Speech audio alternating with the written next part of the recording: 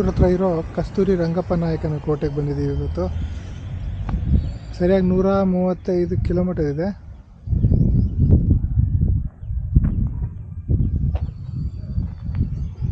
ಇಲ್ಲಿ ಇದ್ರ ಬಗ್ಗೆ ವಿವರ ಕೊಟ್ಟಿದ್ದಾರೆ, ಓದ್ಕೋಬೋದು.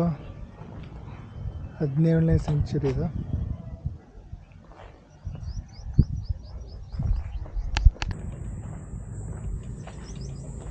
ಸೊ ಈಗ ಕೋಟೆ ಎಂಟ್ರ್ ಆಗ್ತಾ ಇದ್ದೀವಿ. 17ನೇ ಶತಮಾನದ ಕೋಟೆ. ಇನ್ನೂ ಇಷ್ಟು ಉಳ್ಕೊಂಡಿದೆಯಲ್ಲ, ಅದೇ ದೊಡ್ಡ ವಿಷಯ.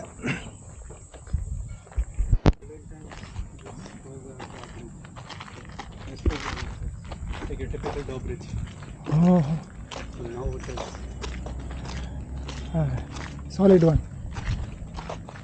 ಆ ಕಾಲದಲ್ಲಿ ಇದು ಈ ಸೇತುವೆ ಮೇಲೆ ಎತ್ಬಿಡೋರಂತೆ.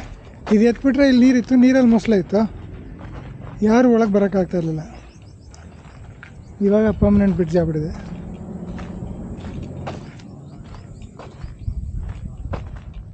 ಜೋರಾಗಿದೆ ಕೋಟೆ.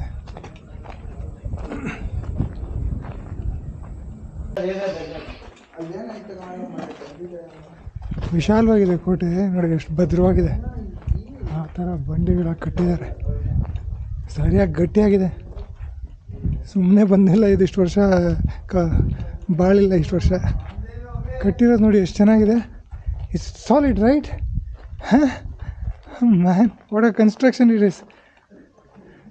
I think most expensive of the time, I believe. Oh man, ಎಷ್ಟು ಚೆನ್ನಾಗಿದೆ ನೋಡಿ. ನೋಡಿದ್ರೆ ಒಂದು ನಿಮ್ಗೆ ಆ ಭಾಸ ಆಗಿಬಿಡುತ್ತೆ ಎಷ್ಟು ಭದ್ರವಾಗಿದೆ, ಗಟ್ಟಿಯಾಗಿದೆ ಅಂತ. ದೃಢವಾಗಿದೆ ಇದು.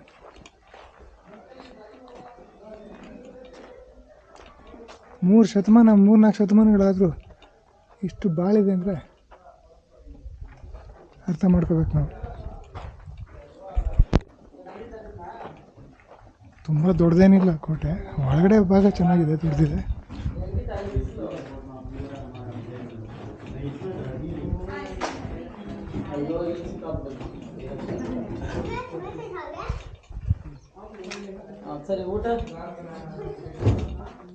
ನಾವು ಇಲ್ಲಿ ದೊಡ್ಡದಾಗಿದೆ ಒಳಗಡೆ. ಆ ಕಾಲದಲ್ಲಿ ವಾಸವಾಗಿದ್ರು ಅಂದ್ಕೊಳುತ್ತೆ, ಈಗ ಏನೂ ಇಲ್ಲ, ಪಾಳು ಬಿದ್ದಿದೆ ಎಲ್ಲ.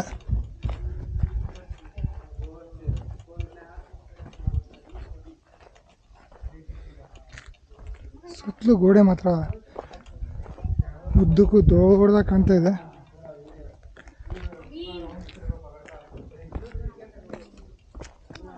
ಚೆನ್ನಾಗಿದೆ ಕೋಟೆ, ಇಂಪ್ರೆಸ್ ಆಗುತ್ತೆ.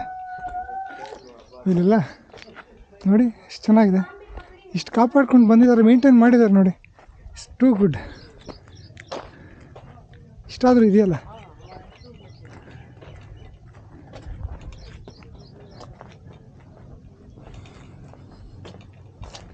ಇಲ್ಲಿಂದ ವಿಶ್ವಾಲ ಕಾಣುತ್ತೆ ನೋಡಿ, ಸಾಕಷ್ಟು ದೊಡ್ಡದಿದೆ ಕೋಟೆ.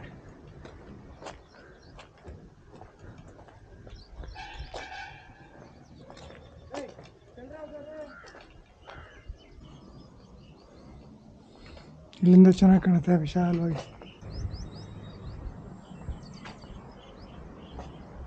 ಎಷ್ಟು ದೊಡ್ಡದಿದೆ ನೋಡಿ ಕೋಟೆ. ಪಕ್ಕದಲ್ಲಿ ಒಂದು ದೊಡ್ಡ ಕೆರೆ ಇದೆ. ಈ ಊರಿಗೆ ಆ ಕೆರೆಯಿಂದನೇ ಕುಡಿಯೋ ನೀರು ಬರೋದು ಅಂತ ಕಾಣುತ್ತೆ ನೋಡಿ, ಎಷ್ಟು ದೊಡ್ಡದಿದೆ. ಇಂಥ ಬೇಸಿಗೆಲೂ, ಏಪ್ರಿಲ್ ಸಮಯ, ಇನ್ನೂ ನೀರಿದೆ. ಈ ಊರಿಗೆ ಸಾಕಾಗೋಷ್ಟು ನೀರಂತೂ ಇದೆ, ಕಣ್ಣಿಗೆ ಕಾಣುವ ಹಾಗೆ. ಅಷ್ಟು ಉದ್ದಕ್ಕೂ ಕಾಣುತ್ತೆ ನೋಡಿ ಗೋಡೆ. ಈ ಕಡೆಯಿಂದ ಎಡಗಡೆಯಿಂದ ಹೋಗಿ ಅಲ್ಲಿಂದ ಕೆರೆ ಪಕ್ಕ ಅಲ್ಲೇ ಹಾದ್ಕೊಂಡು ಅಲ್ಲಿಂದ ಇಲ್ಲಿ ಬರುತ್ತೆ. ಎಲ್ಲ ಪೊದೆಗಳು ಮುಂಚೆ ಎಲ್ಲ ವಾಸವಾಗಿದ್ದಾಗ ಕಾಣುತ್ತೆ. ಒಂಥರ ಇಲ್ಲಿ ಬರೋದಂತ ವರ್ತಿದೆ ಕೋಟೆ, ಡಿಫ್ರೆಂಟ್ ಆಗಿದೆ. ಕೆರೆ ಚೆನ್ನಾಗಿದೆ, ನೀರು ತುಂಬಾ ಸೂಪರ್ ಆಗಿದೆ. ವ್ಯೂ ನೋಡ್ತಾ ಇದ್ರೆ ಆ ಕಡೆ ಹೋಗ್ಬೇಕು ಅಂತ ಆಸೆ ಆಗ್ತಾ ಇದೆ. ಬಟ್ ನಮ್ಮ ಅಣ್ಣವ್ರು ಬೇಡ, ರಿಸ್ಕ್ ಇದೆ, ಅದಿದೆ ಅಂತ. ನಮ್ಮಂಥವ್ರ ಹುಡುಗರಿಗೆ ಏನು ರಿಸ್ಕ್ ಇಲ್ಲಪ್ಪ. ಇಲ್ಲ, ಇಲ್ಲಿರೋರು ನಮ್ಮ ನೆಂಟರು ಇದ್ದಾರೆ, ಅವ್ರು ಯಾವುದೋ ಒಂದು ದಾರಿ ಹೇಳ್ತಾ ಇದ್ದಾರೆ, ಅದು ತುಂಬ ಸೂಪರ್ ದಾರಿ ಅಂತ. ಆ ದರ್ಗಾ ಎಲ್ಲಿದೆ ಅಂತೆ, ದರ್ಗಾ ರೂಟ್ಗೆ ಹೋದ್ರೆ ಆರಾಮಾಗಿ ಹೋಗ್ಬೋದಂತೆ. ನೋಡಿ ಕೋಟೆದು ಕೋಟೆದು ಕಾಂಪೌಂಡ್ ಅಲ್ಲಿಂದಾನು ಇದೆ ನೋಡಿ, ಹಾಂ ಅದೂ ಕೋಟೆಲ್ಲ ಇದ್ದಿದ್ದು.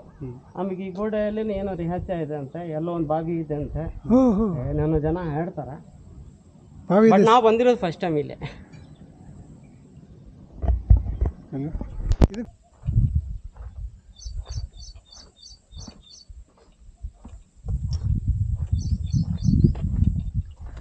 ಬಿಸಿಲು ಜೋರಾಗೇ ಇದೆ ಈ ಕಡೆ. ಸಂಜೆ ಹೊತ್ತು ಬಂದರೆ ಸ್ವಲ್ಪ ತಂಪಾಗಿರುತ್ತೆ, ಎಂಜಾಯ್ ಮಾಡ್ಬೋದು. ಈಗ ನೆತ್ತಿ ಮೇಲಿದೆ, ಸಮಯ 12:30, ಇನ್ನೇನಾಗುತ್ತೆ.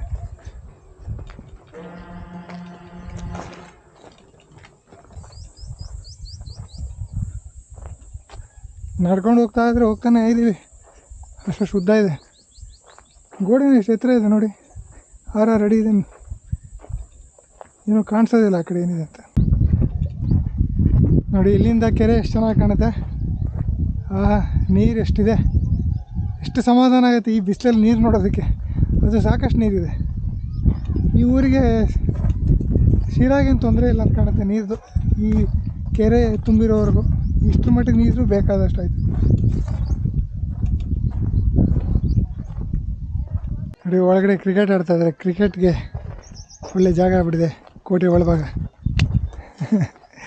ಚೆನ್ನಾಗಿದೆ ಜಾಗ, ವಿಶಾಲವಾಗಿರೋದ್ರಿಂದ ಎಲ್ಲದಕ್ಕೂ ಬಳಕೆ ಆಗುತ್ತದೆ.